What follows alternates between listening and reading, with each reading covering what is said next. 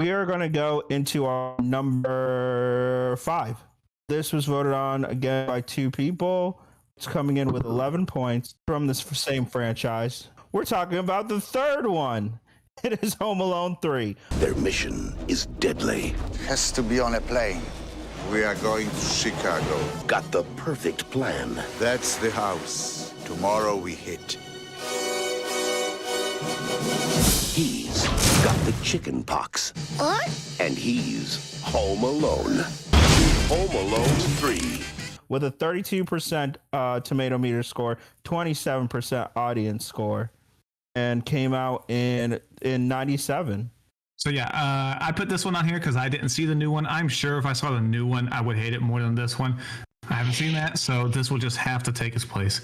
But this was obviously the first one without Macaulay Culkin, so that's already a big downgrade. And then the villains are nowhere near as interesting as the Wet Bandits from the first two.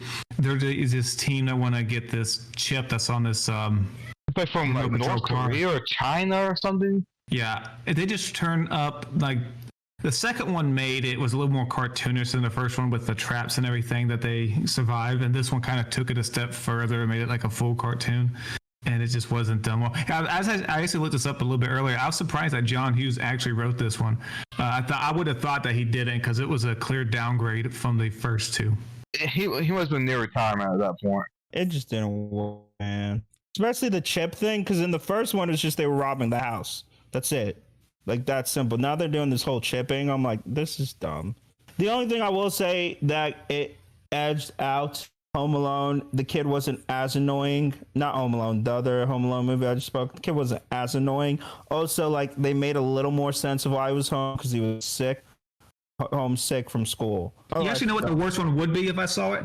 The one with French Stewart. The one with freaking French Stewart. And you know what? The worst part is he's playing Marv. Yeah. Is he legit playing Marco or like down characters? No, yes, he is playing Marv. Because the kid in that movie, because they're also doing the McAllisters, but the McAllisters got divorced.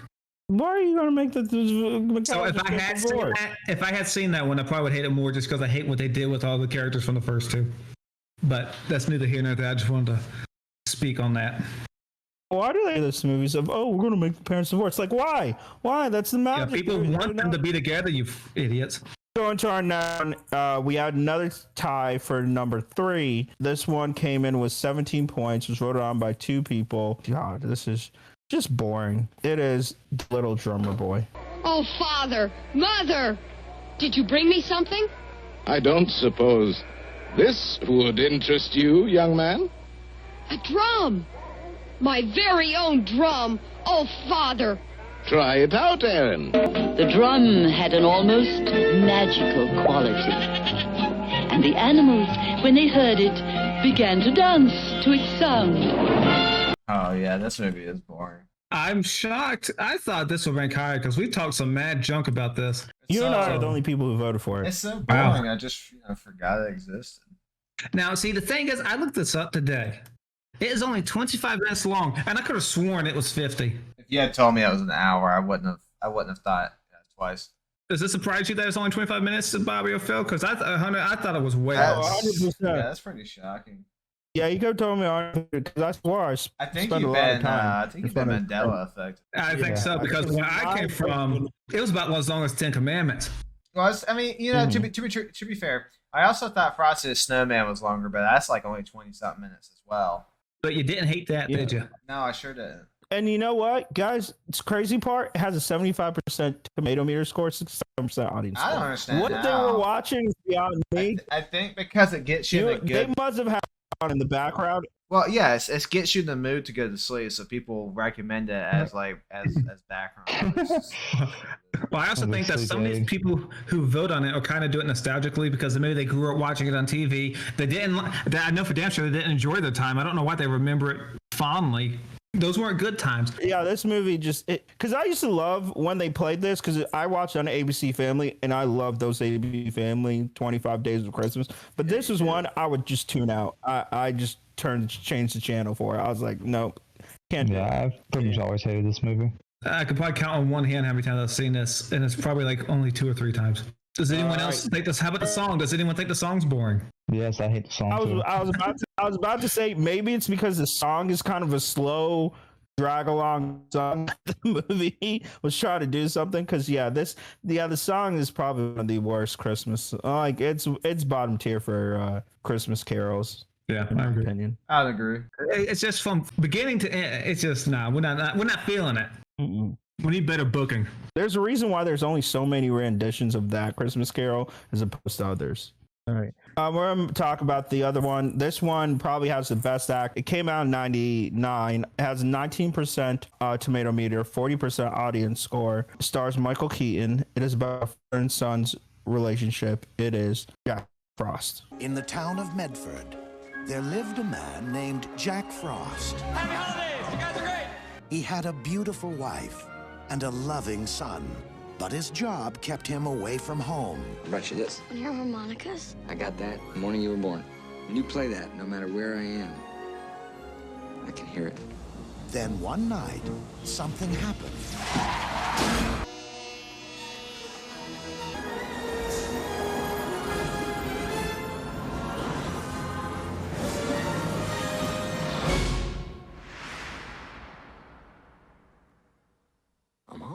Another movie that's insanely boring.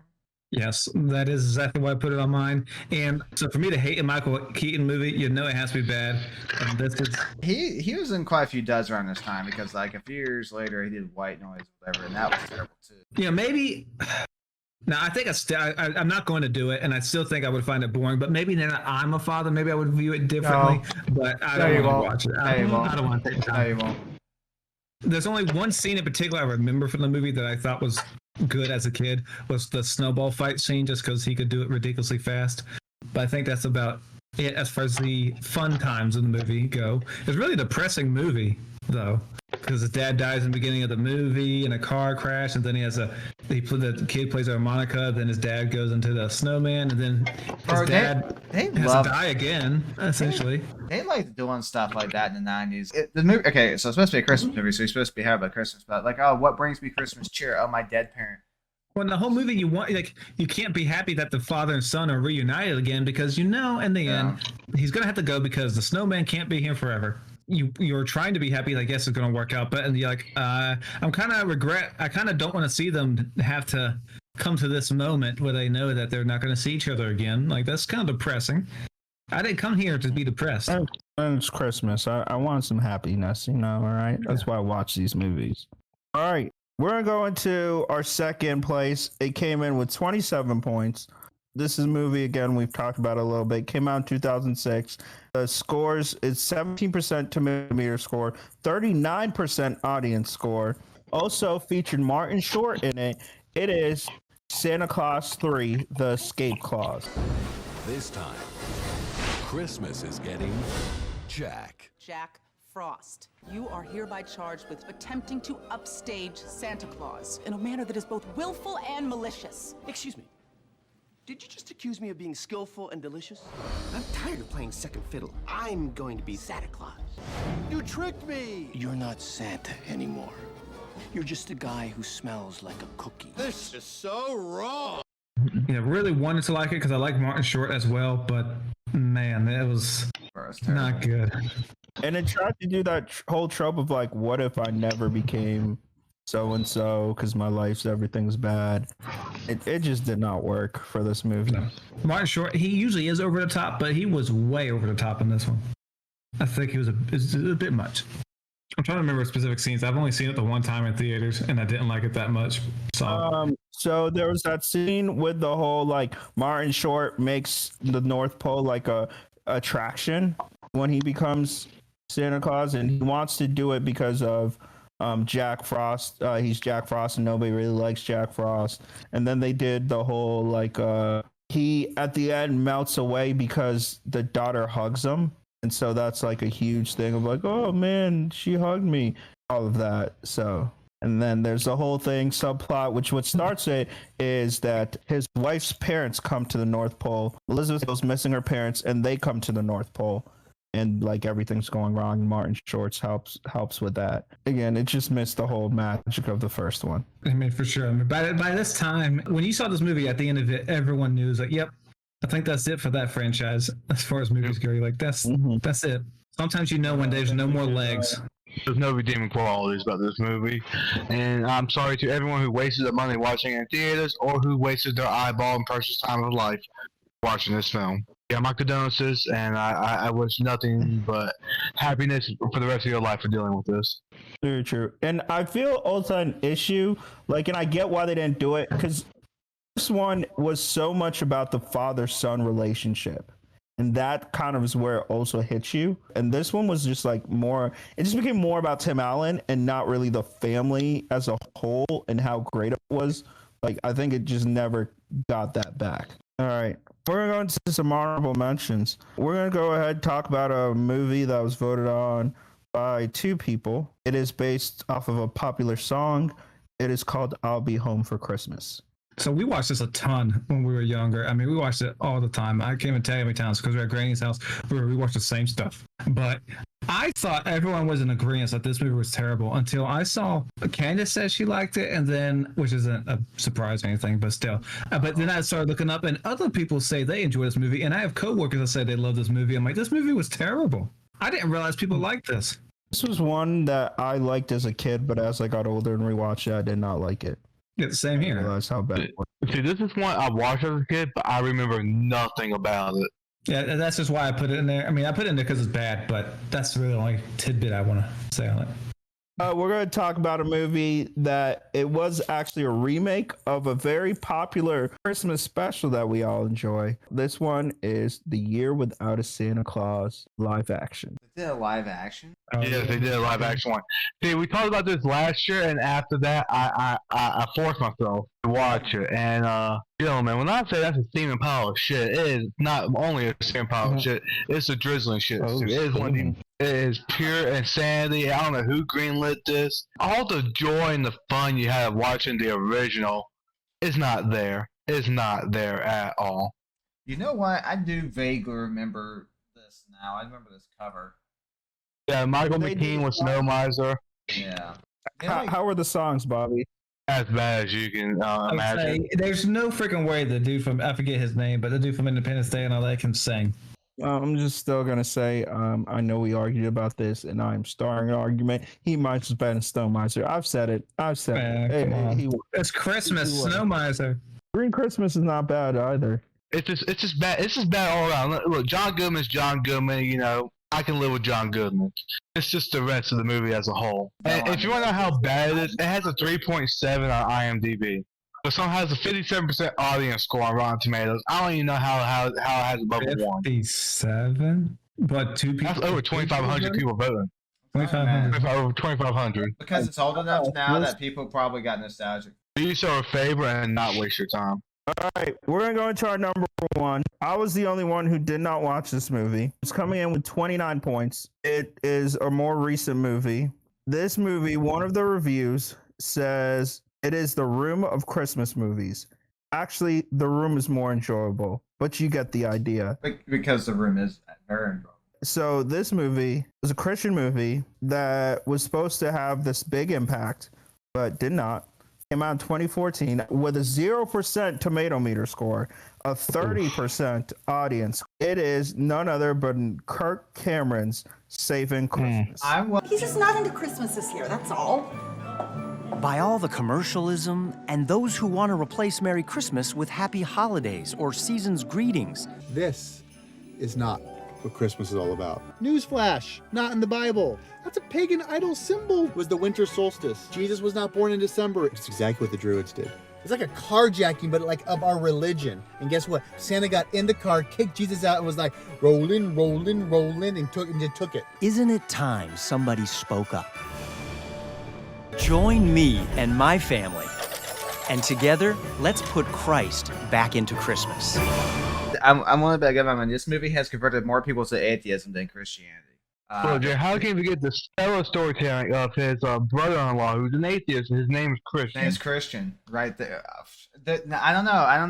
It's subtle. It's subtle. You might have missed it. Yeah, it's not only that, it's also Christian is having trouble with his faith because he thinks Christmas is becoming too commercialized. So then Cameron has to tell him the story of Christmas through the Bible, and where she makes some outright lies or just real big bro, yeah, he made some lies. And here's one of them. The Christmas tree one here is that he's trying to show his brother that Christmas has Christian origins, which fine if you want to say that, but he's saying that Christmas trees were God's idea. So since God created Christmas trees, his brother should think of each Christmas tree as a cross, as a Christian cross. So every time he sees a Christmas tree, that should show him, instead of seeing the Christmas, he should see Christ on every tree. And it's like, what a weird metaphor. Like, and he tries to show this part in the Bible where it says something of this nature, and he just was just making stuff up, man.